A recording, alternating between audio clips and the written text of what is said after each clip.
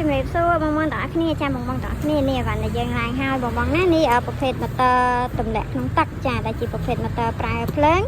យើងអាចហៅថាជាប្រភេទ motor ម៉ាំងសុងណាបងប្អូនចាហើយក៏មានជាប្រភេទតយោបាញ់ថ្នាំចាម៉ាក់នេះកាសាផងដែរចាដែលតយោនេះដែរបងប្អូនចាយើងមានដុំ50ម៉ែត្រនេះដុំ50ម៉ែត្រហើយនឹងដុំ100ម៉ែត្រនៅខាងក្រោមណាបងប្អូនចាដែលយើងត្រៀមដឹកយកទៅដាក់បេនឡានផ្ញើបងប្អូនដេប៉ូតាមខេត្តចាហើយក៏មានជាប្រភេទក្បាលបាញ់ថ្នាំកសិកម្មណាបងបងចាហើយសម្រាប់ក្បាលនេះដែរជាប្រភេទក្បាលបាញ់ថ្នាំកសិកម្មប្រភេទនេះ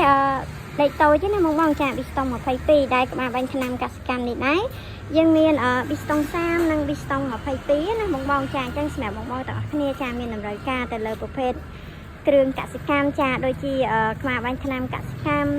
ទៅយកបាញ់ថ្នាំចាឬក៏ប្រភេទ motor ប្រើភ្លើងឬក៏ប្រភេទគ្រឿងកសិកម្មផ្សេងៗទៀតចាបងប្អូនអាចធ្វើការតំណែងបានបងប្អូនណាចាមកកាន់ផ្ទៃផ្ទាល់ឬក៏លេខទូរស័ព្ទតែមាននៅលើเพจស្រាប់តែម្ដងចាអរគុណច្រើនបងប្អូនទាំងអស់គ្នាជួបគ្នានៅវីដេអូក្រោយជម្រាបលា